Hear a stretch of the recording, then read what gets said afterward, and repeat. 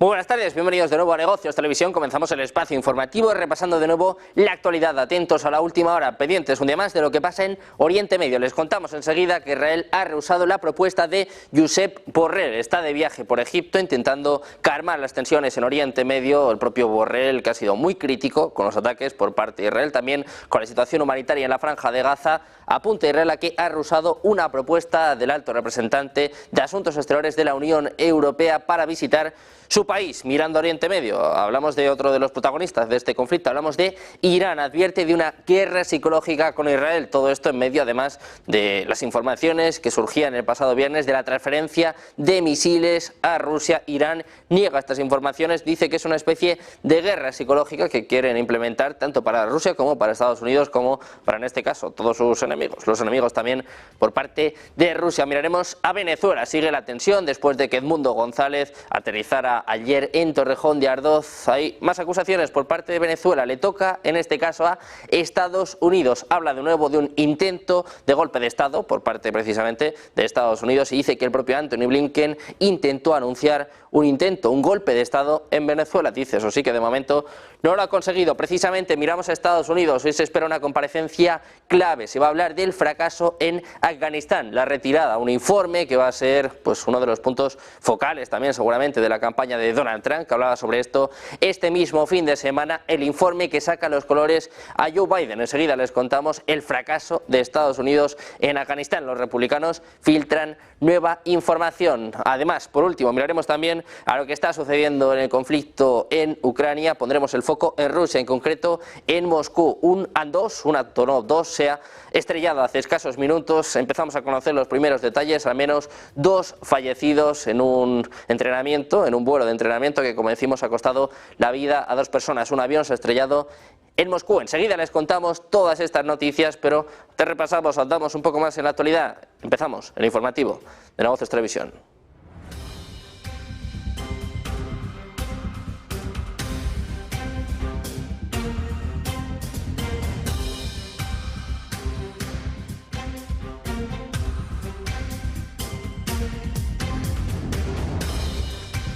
Empezamos a repasar la actualidad, ponemos el foco en la información en la última hora y empezamos hablando, como casi siempre, de lo que sucede en Oriente Medio. Les contamos nuevos ataques por parte de Israel, en concreto bombardeos de Israel en Siria. Al menos 14 muertos en un ataque que ha tenido lugar durante esta madrugada, ante la queja también por parte de Irán. Como decimos, Israel ha realizado nuevos bombardeos, en este caso bombardeos en Siria. El foco puesto sobre todo en Damasco. Israel ya ha reconocido de forma genérica ataques en Siria durante esta madrugada, argumentando, eso sí, que actúa, dice, para evitar el establecimiento de bases iraníes en el país y el envío de armas a Hezbollah por parte de las autoridades de Irán que apoyan a Damasco en la guerra que estalló en el año 2011. Los ataques de esta madrugada se han centrado en concreto en ataques aéreos israelíes de manera masiva sobre una quincena de objetivos en Siria. Los lugares alcanzados se encuentran distribuidos en las provincias de Hama, Homs, Tartus y Damasco. El balance de víctimas a causa en la provincia siria de Hama ha aumentado a 14 muertos y más de 40 heridos, incluidos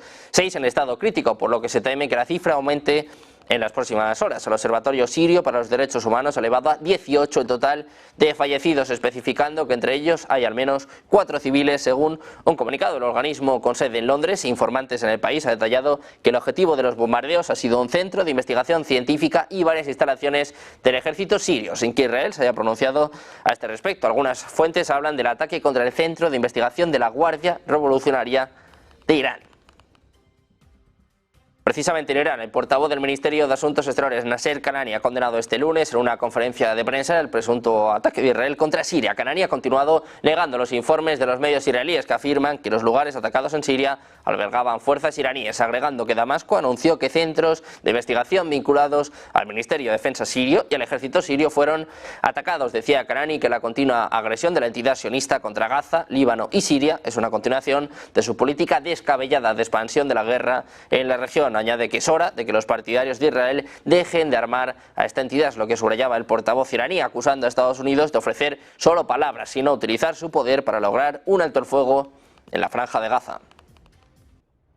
Seguimos mirando a Irán. Un alto comandante de la Guardia Revolucionaria iraní ha negado este lunes los informes de que Irán estaba transfiriendo misiles a Rusia, es lo que aseguraban medios iraníes en medio de la preocupación en Occidente de que podrían ser desplegados en la guerra en Ucrania. La semana pasada, tanto la CNN como Wall Street Journal informaban, citando fuentes no identificadas, que Irán había transferido misiles balísticos de corto alcance a Rusia. Faloz Nozari, el comandante adjunto del cuartel general central de Qatam al-Anbiya, ha sido citada por la agencia de noticias laborales de Irán, diciendo literalmente que no se envió ningún misil a Rusia. Dice que esta afirmación es una especie de guerra psicológica. Añade que Irán no apoya a ninguna de las partes en el conflicto entre Ucrania y Rusia. Cuando se le preguntó sobre los informes, este lunes el Kremlin ha dicho que Irán es un socio de Rusia y que los dos países estaban desarrollando un diálogo en todas las áreas.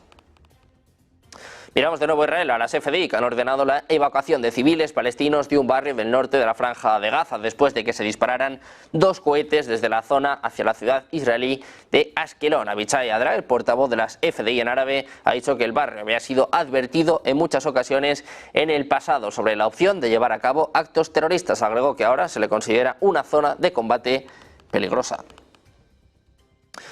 Y miramos también a Netanyahu, al primer ministro de Israel. Ha condenado este domingo el ataque a tiros que causó la muerte de 3 civiles israelíes en Cisjordania, ocupada en la mañana de ayer, tratando además de contener la creciente polarización en el país al llamar a sus ciudadanos a unirse contra el eje del mal que lidera Irán. Decía Netanyahu que es un día duro, que un terrorista despreciable asesinó a 3 de sus ciudadanos a sangre fría en el puente Al-Envi, en el cruce fronterizo entre Cisjordania y Jordania. Es lo que apuntaba este mandatario, refiriéndose al ataque de la mañana de ayer, cuyo autor fue abatido en el lugar de los hechos. Denunciaba Netanyahu que están rodeados de una ideología asesina liderada por el eje del mal de Irán.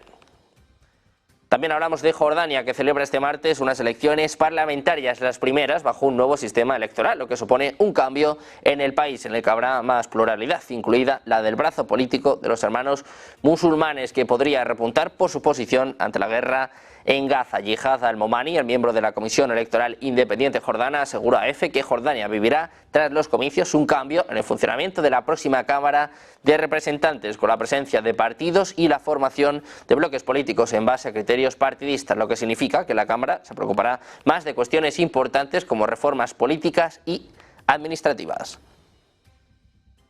Mirando a Israel, el alto representante de la Unión Europea para Asuntos Exteriores, Josep Borrell, exploró la opción de visitar Israel en el marco de la gira que inicia hoy en Egipto y que le va a llevar también esta semana a Líbano. Sin embargo, las autoridades israelíes dijeron que no era posible por problemas de agenda. Decía Borrell que su intención de visitar Israel, presentada a sus autoridades de acuerdo con la práctica diplomática, refleja únicamente el compromiso de la Unión Europea de continuar trabajando para resolver la crisis actual y reactivar el proceso de paz. Decía Borrell que sus servicios recibieron una respuesta de que no era posible en esta ocasión debido a problemas de agenda, algo que, decía Borrell, podemos comprender, es lo que indicaba en una declaración facilitada a EFE por su servicio de prensa.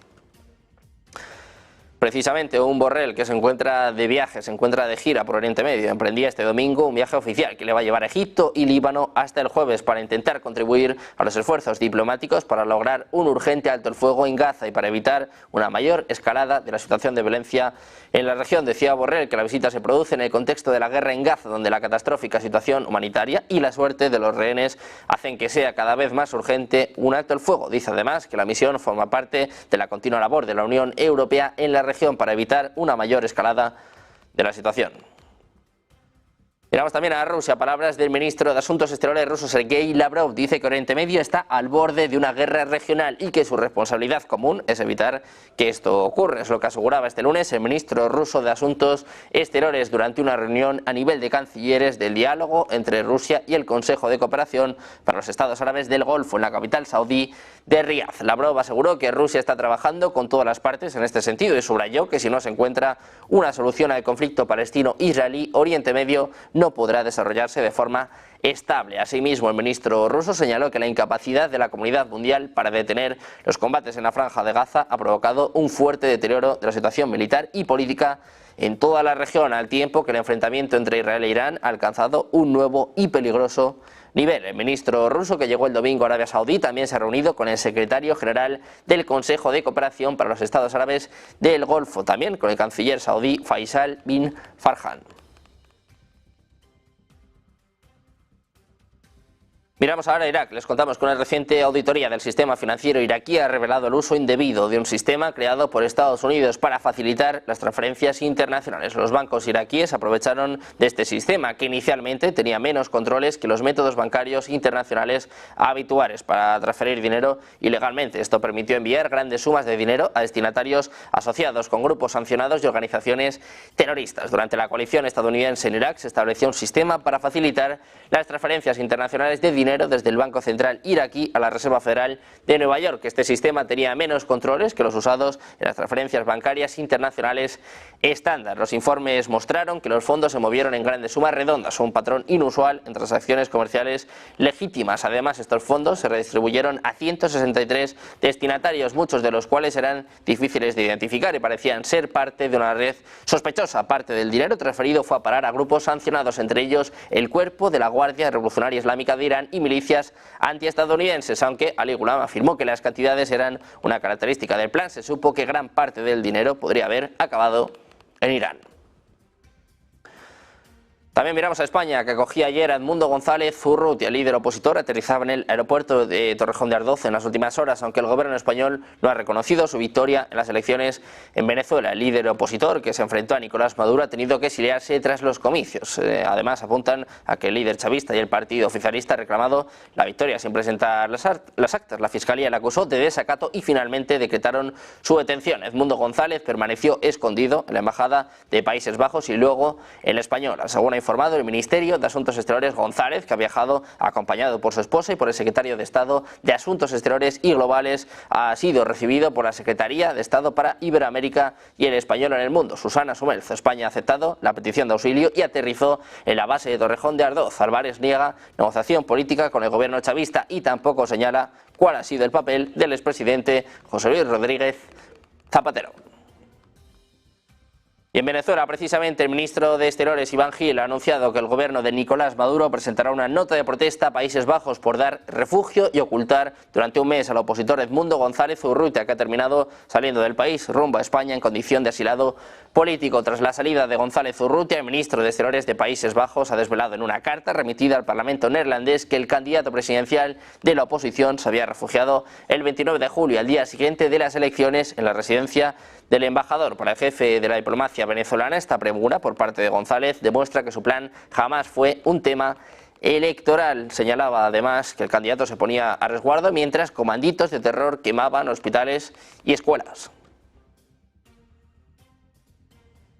Precisamente en Venezuela, el ministro de Relaciones Exteriores ha acusado al secretario de Estado de Estados Unidos, Antony Blinken, de pretender anunciar por medio de redes sociales y de manera grosera y vulgar un golpe de Estado en el país bolivariano. Decía el propio Iván Gil que sus planes fueron pulverizados a través del voto y con la unidad y movilización cívico-militar policial. Así hacía referencia a una publicación del funcionario estadounidense en su cuenta de X, en la que hacía un llamado a impedir que el presidente venezolano Nicolás Maduro y sus representantes se aferren al poder por la fuerza. Decía además que en estos tiempos los y las bolivarianas hacen polvo cósmico la doctrina Monroe en su victoria y que el propio Blinken debe aceptarlo. En su mensaje, Blinken reiteraba la postura de Washington de que el ganador de las elecciones era el excandidato Edmundo González, a quien calificó de la mejor esperanza para la democracia. Pendientes también del presidente español, Pedro Sánchez, que sigue de viaje por China. También ojo a las palabras en las últimas horas por parte de Mario Drogué, y hacemos una pausa, 2 minutos, y les contamos todo en Negocios Televisión.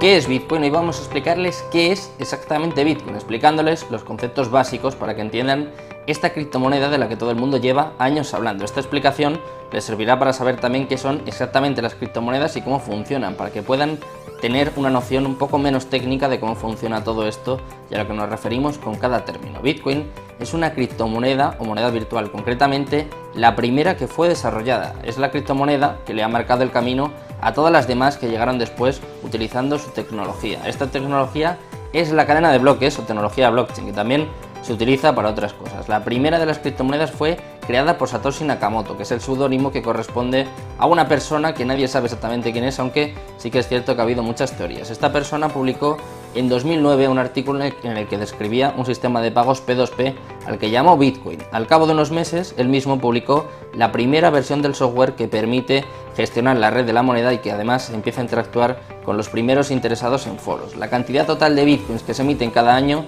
está determinada por su algoritmo y pasa lo mismo con el resto de criptomonedas. Bitcoin está desarrollado para que cada 4 años se reduzca por 2 su producción y para que solo se emitan un total de 21 millones de bitcoins. Después simplemente dejarán de crearse. Esto es una diferencia fundamental con las monedas convencionales, puesto que los bancos modifican su valor a su libre albedrío. Por lo tanto, las monedas se pueden devaluar, mientras que Bitcoin quiere ofrecer algo más de estabilidad. En definitiva, entre los usos más destacados de Bitcoin cabe mencionar los siguientes, como por ejemplo pagar utilizando estas propias criptomonedas, obtener intereses por los bitcoins que poseas, algo similar al concepto de un depósito bancario, también obtener un préstamo utilizando como garantía tus bitcoins, cubrir tu exposición financiera con derivados en mercados regulados y por último obtener réditos de inversión mediante la compra-venta de bitcoins, al ser un activo que teóricamente tiende a revalorizarse en un escenario de demanda constante.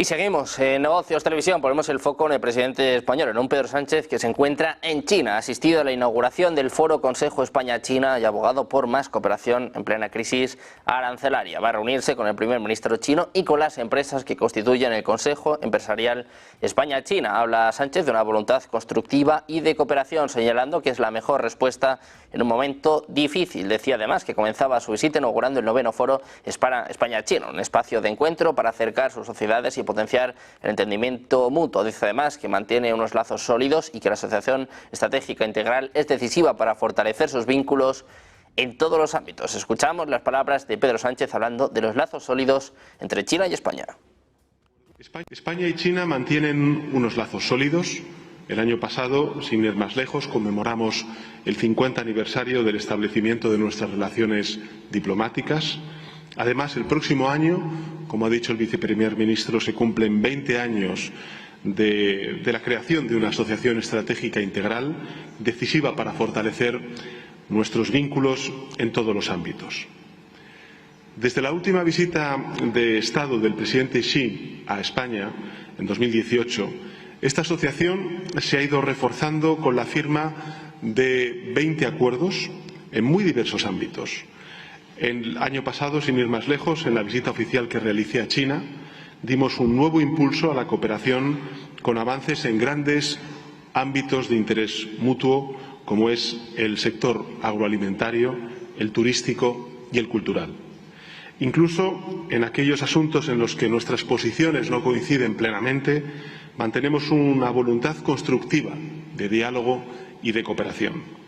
Estamos comprometidos en el desarrollo de una agenda positiva y en la búsqueda de soluciones consensuadas que beneficien a todas. Miramos también a palabras del expresidente del Banco Central Europeo y primer ministro italiano, Mario Draghi. Ha dicho este lunes en su informe sobre competitividad que la Unión Europea debe gastar 750.000 millones de euros adicionales al año para seguir siendo competitiva. Dice además que la ventaja económica, la ventaja competitiva de la Unión Europea se ha esfumado. Ha sugerido la emisión conjunta de deuda como una forma de recaudar fondos, afirmando que la inversión privada por sí sola no será suficiente y que corre peligro de desestabilizar la economía de la zona euro. Escuchamos al propio Draghi advirtiendo de esta forma a Europa. ¿Por qué estas diferencias? Vemos lo que pasa en la economía de Estados Unidos y vemos que la mayor parte de la economía está concentrada en el sector de la alta tecnología. Hemos hecho este experimento, hemos extraído el sector de alta tecnología de la economía de Estados Unidos y nos preguntamos, entonces, ¿cómo se comparan los dos continentes? ¿Cuál es la productividad en este momento? En la Unión Europea la productividad, de hecho, es un poco mejor de lo que tenían los Estados Unidos, como digo, si extraemos de la ecuación el sector de la alta tecnología. O sea que la respuesta no puede ser que los costes laborales, flexibilidad, todo eso. No, en cuanto a la alta tecnología, ¿cuál es lo esencial? La innovación. las capacidades. Esa es la respuesta. Sí, y una cosa más, capacidades y por lo tanto formación. Un Draghi que ha dicho además que la mayoría de las propuestas de los informes están diseñadas para ser implementadas rápidamente, pero eso sí ha pedido una mejor coordinación de políticas entre los Estados miembros. Y de Draghi pasamos a una semana importante en la carrera por la Casa Blanca, tras el giro que diera el Partido Demócrata anunciando la retirada de su candidatura. Joe Biden esta semana va a ser clave. Vamos a ver el cara a cara entre Kamala Harris y Donald Trump. El candidato presidencial republicano y su rival demócrata están efectivamente empatados de cara a las últimas semanas de las elecciones, al menos según apuntan algunas encuestas. En concreto, la realizada por The New York Times y Siena College, Trump tiene una ventaja de un punto porcentual, 48 a 47% sobre Harris, según la encuesta publicada este domingo. Una diferencia que está dentro del margen de error de 3 puntos de la encuesta, lo que significa que una victoria de cualquiera de los candidatos en las elecciones del 5 de noviembre está a su alcance. La encuesta indica que el debate presidencial del martes podría ser un momento crucial. Harris tendrá la oportunidad de dar más detalles de sus políticas planeadas mientras se enfrenta a Trump durante 90 minutos. La carrera está tan reñida que incluso un pequeño impulso para cualquiera de los candidatos sería significativo. Y precisamente, atentos a Estados Unidos, los republicanos de la Cámara de Representantes han publicado este domingo un informe sobre su investigación de la retirada de las tropas estadounidenses de Afganistán en agosto de 2021, culpando del desastroso final de la guerra más larga de Estados Unidos a la administración de Joe Biden. La revisión del Partido Republicano expuso los últimos meses de fracasos militares y civiles tras el acuerdo de retirada de Donald Trump en febrero de 2020, que permitieron a los talibanes tomar bajo control todo el país. La caótica salida dejó atrás a muchos ciudadanos estadounidenses, aliados afganos, mujeres activistas y otros cuyas vidas llegaron a correr peligro. Según el informe, Biden procedió a la retirada a pesar de que los talibanes no cumplían algunos de los acuerdos pactados, como por ejemplo la promesa de entablar conversaciones con el entonces gobierno afgano. El documento también ahonda en la vulnerabilidad del personal de la Embajada de Estados Unidos en Kabul por la insistencia dogmática de parte de la administración Biden en mantener una amplia presencia diplomática en el país, a pesar de la falta de seguridad del personal una vez que las fuerzas estadounidenses se marcharan. Hablamos también de Europa. La Unión Europea ha expresado este lunes su condena y rechazo a las elecciones regionales celebradas por Rusia en la península de Crimea, asegurando que los comicios son nulos y que no pueden producir, por tanto, un resultado legal. En un comunicado, la diplomacia europea ha reiterado que el bloque no reconoce las elecciones ni sus resultados. Dice literalmente, son nulas y no pueden producir efecto legal alguno. Los dirigentes rusos y los responsables de organizar estas acciones ilegales tendrán que rendir cuentas y afrontar las consecuencias. Las elecciones regionales de este fin de semana en Rusia han renovado el puesto de gobernador en 21 regiones y elegido a miembros de la Asamblea en 13 zonas, incluyendo la península de Crimea. En este sentido, la Unión Europea condena firmemente la celebración de los comicios rusos en lo que dicen es territorio ucraniano y señala que son otra violación del derecho internacional, la Carta de Naciones Unidas y la soberanía, independencia e integridad territorial de Ucrania. También pendientes en Europa del alto representante de la Unión Europea para Asuntos Exteriores, Josep Borrell, va a viajar a Kiev. Tiene la intención de seguir impulsando la cooperación y aumentar el apoyo político y militar a Ucrania en la recta final de su mandato. El jefe de la diplomacia europea señaló su deseo de viajar a Ucrania antes de que Kaja Kallas asuma el puesto de alta representante. En un artículo publicado hoy en su blog, en su artículo apunta que Ucrania ha sido una prioridad máxima durante todo su mandato. Decía que ahora que su mandato se acerca a su fin, tiene la intención de utilizar estos últimos meses para seguir impulsando su cooperación y aumentar su apoyo político y militar a Ucrania. También pendientes de Reino Unido, y es que los servicios de inteligencia han asegurado este lunes que un ataque ejecutado en agosto por el ejército de Ucrania contra una base aérea rusa en la región de Volgogrado causó una destrucción generalizada en las instalaciones. Decía literalmente que un ataque ucraniano ejecutado el 22 de agosto contra la base aérea de Marinovka en la región rusa de Volgogrado causó una destrucción generalizada en infraestructura y equipamiento claves, lo que manifiestan según un comunicado publicado por el Ministerio de Defensa británico a través de su cuenta en X. Así han señalado que el ataque habría destruido 4 refugios antiaéreos y dañado otros 3, antes de agregar que también destruyó un rotódromo, edificios de apoyo y una zona de almacenamiento. Además, han publicado imágenes por satélite de los daños en las instalaciones. Miramos ahora a Alemania. Los investigadores alemanes acusan a Polonia de obstrucción a la justicia en el caso de la voladura de los gasoductos Nord Stream en septiembre de 2022, es lo que reporta este sábado Político. La inacción de las autoridades polacas que permitieron al principal sospechoso huir a Ucrania después de perpetrar el atentado provocó indignación en Alemania, según informa este medio, que cita un artículo del Welt am Sonntag. Al respecto, un funcionario familiarizado con el caso sostuvo que Varsovia saboteó la investigación, mientras que otro dijo que se trata de obstrucción a la justicia. A su vez, August Hanning, ex jefe del Servicio Federal de Inteligencia alemán, declaró que es evidente que el gobierno polaco le dejó huir para encubrir su propia implicación en el ataque a los gasoductos, agregando que en su opinión, tanto el presidente de Polonia, Andrzej Duda, como el líder ucraniano, Volodymyr Zelensky, eran conscientes de los planes de ataque contra los gasoductos. Dice que operaciones de tales dimensiones son inconcebibles sin la aprobación de los líderes políticos de los países implicados. De acuerdo con los investigadores, el grupo de personas que perpetró el ataque fue entrenado y recibió apoyo logístico en Polonia. Además, opinan que los funcionarios polacos ocultaron deliberadamente un vídeo grabado en el puerto de Kołobrzeg, al que los sospechosos habrían llevado el equipo necesario a bordo de su embarcación. Y en Alemania miramos precisamente a su canciller, a Olaf Scholz, que dijo en una entrevista este domingo que ha llegado el momento de que haya una conferencia de paz en la que participe Rusia, recibiendo este lunes críticas de la Unión Cristiana Demócrata, el principal partido de la oposición. Un diputado de la CDU especializado en cuestiones internacionales ha señalado en unas declaraciones recogidas este lunes por un diario alemán que le quieren, en este caso, que quieren culpar a Scholz de esta situación. Dice que está empujando sutilmente a Ucrania hacia una paz fingida y determinada por Rusia. El propio diputado de la CDU, que entiende que Scholz quiere una negociación fingida con Rusia, apuntó que esta visión del SPD y el canciller se enmarca en la voluntad de Berlín de reducir su apoyo a Ucrania a la mitad el próximo año, de a unos 4.000 millones de euros respecto a la ayuda que se mandó a Kiev este año, que viene a ser de unos 7.480 millones de euros.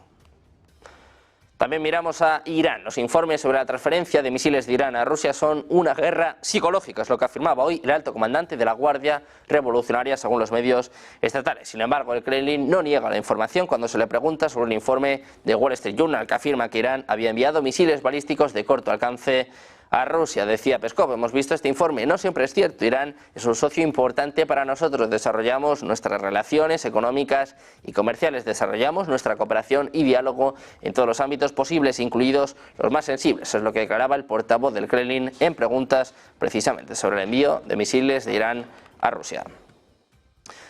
Y seguimos hablando del portavoz del Kremlin. Dmitry Peskov ha reafirmado este lunes el compromiso de Rusia de mantener su cooperación con Irán en todos los sectores. Decía literalmente que Irán es un socio importante y que están desarrollando sus relaciones comerciales y económicas y que están desarrollando su cooperación y diálogo en todas las áreas posibles, incluidas las más sensibles. Añadía el propio Peskov que van a continuar haciéndolo en interés de los pueblos de todos de sus países. Eso es lo que apuntaba Peskov a los periodistas. Los comentarios se producen tras los informes de la semana pasada de que Irán había transferido misiles balísticos de corto alcance a Rusia, algo que la misión de Irán ante las Naciones Unidas negó el mismo viernes. Peskov también ha confirmado que vio el informe de Wall Street Journal, pero agregó que no siempre esa información corresponde a la realidad.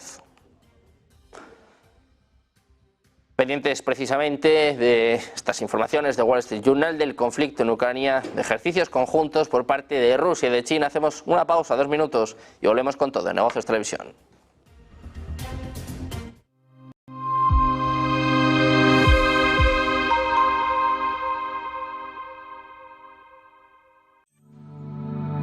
Silver Gold Patrimonio nace en 2018 con el objetivo de innovar en el mercado de los metales preciosos de inversión, ofreciendo nuevas alternativas para que cualquier persona, familia o empresa pueda entrar en el fantástico mundo de los metales de inversión de forma sencilla y acompañada por consultores expertos en el sector. Silver Gold Patrimonio quiere avanzar contigo. Ven al Torreón, estamos en El Pardo, un espacio único en plena naturaleza. Disfruta de momentos de desconexión mientras saboreas la mejor gastronomía. Disponemos de 7 amplias terrazas y salones para todo tipo de eventos. Degusta nuestros exquisitos platos acompañados de una selecta bodega de vinos. A tu servicio, un gran parking y zona infantil. Abierto los 365 días del año. Cocina ininterrumpida desde las 10 de la mañana hasta las 12 de la noche. Haz tu reserva.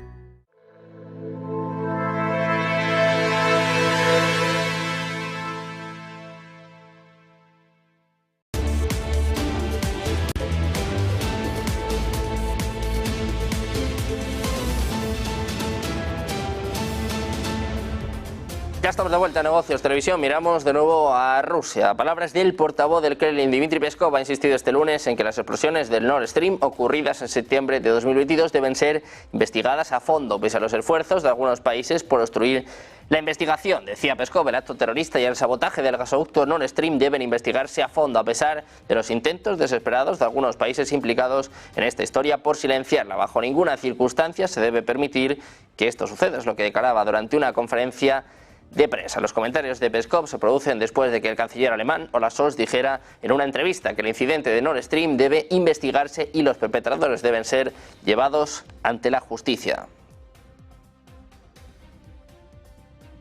Precisamente les contamos que China y Rusia van a realizar este mes de septiembre una nueva ronda de ejercicios navales conjuntos en aguas del mar de Japón, es lo que informa el Ministerio de Defensa del país asiático en un comunicado. Los ejercicios Norte Interacción 2024 tendrán lugar en espacios marítimos y aéreos del mar de Japón y el mar de Hoyos este septiembre, según señala el comunicado, que no detalla las fechas en las que tendrán lugar las maniobras. Según la cartera, las armadas de los dos países realizarán también una quinta patrulla marítima conjunta en el Océano Pacífico, mientras que China participará en los ejercicios estratégicos de Rusia.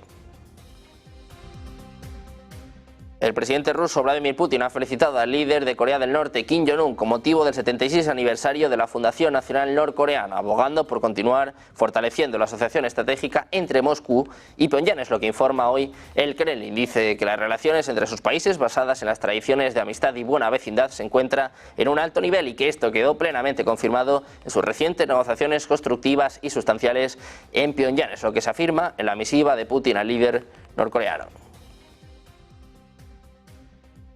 Y también miramos a Letonia. En este caso, el Ministerio de Defensa ha informado este domingo de la caída el sábado de un dron ruso cerca de la localidad oriental letona de Resekno, unos 50 kilómetros de las fronteras con Bielorrusia y Rusia. Dice que actualmente los servicios responsables, incluida la Policía Estatal, siguen investigando las circunstancias del incidente, pero según datos preliminares se trata de un vehículo aéreo militar no tripulado de la Federación Rusa y, de acuerdo con la información de las Fuerzas Armadas Nacionales, entró en su espacio aéreo desde Bielorrusia. La jefa de la diplomacia letona, que se encuentra en Corea del Sur en una gira por la región Asia-Pacífico, escribió en X que un representante de la embajada rusa en Riga ha sido convocado este lunes al Ministerio de Asuntos Exteriores. Hablamos ahora de Ucrania. El presidente ucraniano Volodymyr Zelensky ha indicado este domingo que viajará a Estados Unidos para explicar detalladamente su plan de la victoria al presidente estadounidense Joe Biden y a los dos principales aspirantes a sucederlo, Donald Trump y Kamala Harris. Decía Zelensky: estamos trabajando constantemente con representantes de los dos partidos de Estados Unidos. Durante el foro en Italia me reuní con una delegación del Congreso estadounidense. Hablamos en particular, dice, del plan de la victoria y voy a presentar todos los pasos al presidente de Estados Unidos y a los dos candidatos presidenciales, Trump y Harris. Es lo que explicaba Zelensky en un mensaje vespertino diario. Un Zelensky, además, que es consciente de la falta de buenas perspectivas en el frente y ante el peligro de que decaiga la ayuda militar de algunos aliados clave. El presidente ucraniano trabaja en una hoja de ruta unilateral que aspira a poner fin a la guerra este mismo otoño. Lo fía todo a la presión internacional sobre Rusia para lograr la paz en términos aceptables para Kiev, a través de pequeñas píldoras de información que periodistas y analistas tratan de encajar como si fuera un puzzle. El presidente ucraniano ha ido dando detalles de una agenda que por ahora tiene su elemento más sólido en el llamado plan para la victoria, que Zelensky ha empezado a compartir con su socio clave. Decía Zelensky que ha construido este plan sobre la premisa de que puede hacerse realidad gracias a sus socios, no gracias a la voluntad o la falta de voluntad de Rusia. Es lo que manifestaba en una entrevista concedida la semana pasada, días antes de que afirmara que la guerra puede acabar este mismo otoño si los aliados de Ucrania presionan lo suficiente al Kremlin, ofreciendo apoyo militar adicional a Kiev. Miramos ahora a la secretaria del Tesoro de Estados Unidos, Janet Yellen, insiste en la fortaleza de la economía estadounidense a pesar de una serie de informes laborales débiles que han inquietado a los inversores ya han pesado sobre el mercado de valores. En el Texas Tribune Festival, la jefa de la Fed apuntaba que están viendo menos frenesí en términos de contrataciones y vacantes de empleo, pero que no están viendo despidos significativos. Subrayaba cómo está atenta al peligro de caída en el empleo, pero se mostraba confiada en que seguirán viendo una economía buena y sólida. Yellen dijo que el crecimiento del empleo se ha desacelerado en comparación con el frenesí de contrataciones cuando Estados Unidos reabrió después de la pandemia de COVID-19, pero que la economía está profundamente en una recuperación y básicamente operando a pleno empleo. Los comentarios de Yellen se producen un día después de que la Oficina de Estadísticas Laborales informara sobre el dato de NFP, unos datos más fríos de lo esperado. Las nóminas no agrícolas aumentaron en 142.000 en agosto, por debajo del pronóstico. El resultado renovó las preocupaciones sobre una desaceleración del mercado laboral y el S&P 500 cayó el viernes para terminar la peor semana desde marzo de 2023. Sin embargo, la tasa de desempleo bajó ligeramente al 4,2% y el crecimiento del empleo en agosto fue mayor que en julio. También miramos al Banco Central Europeo y es que los bancos europeos están en camino de registrar un crecimiento cero en préstamos hipotecarios por primera vez en una década este año. El motivo no es otro que los altos tipos de interés, pero se espera una recuperación a partir de 2025, según la consultora EY, en base a datos de la autoridad bancaria y entidades de Alemania, Francia, España e Italia. Se espera que los préstamos hipotecarios en la eurozona no muestren ningún crecimiento este año, por debajo del crecimiento del 4,9% en 2022. La tasa de crecimiento más baja anterior fue del 0,2% en 2014. En el informe recogido por Financial Times apuntan que el mercado inmobiliario sigue siendo el más afectado, con un crecimiento estable este año, pero a medida que los costos de vida y de los préstamos disminuyen, la compra de viviendas, así como la demanda de crédito tanto de los consumidores como de las empresas, debería repuntar nuevamente. La consultora espera que los préstamos hipotecarios se recuperen a partir de 2025 con un crecimiento del 3,1% y aumenten al 4,2% el año siguiente, a medida que los costos de endeudamiento caigan y la inflación se desacelere, aliviando algunas de las presiones sobre el mercado inmobiliario. El Banco Central Europeo elevó su tasa de interés principal del 0% en 2022 a un máximo histórico del 4% en septiembre del año pasado, siguiendo medidas similares del Banco de Inglaterra y la Reserva Federal para intentar abordar la creciente inflación. En junio, el BCE redujo su tasa principal al 3,75% y se espera que realice más recortes en los próximos meses a medida que la inflación disminuya. Unas claves de la semana en términos económicos que van a pasar por el Banco Central Europeo este jueves. Los de Lagarde se preparan para un nuevo recorte de 25 puntos básicos, pero en la macro, lectura detenida ante los miedos de recesión. En Europa, inflación de Alemania y España, así como en la producción industrial de la eurozona. En la región Asia-Pacífico, atentos al IPC de China, las exportaciones e importaciones del gigante asiático y el PIB de Japón. En el plano empresarial, Apple para realizar su evento más esperado, en el que presentará el esperado iPhone 16 con funciones de inteligencia artificial. En España, la gran protagonista será Inditex, que va a presentar los resultados de su primer semestre fiscal este miércoles. A nivel geopolítico, debate presidencial en Estados Unidos mañana.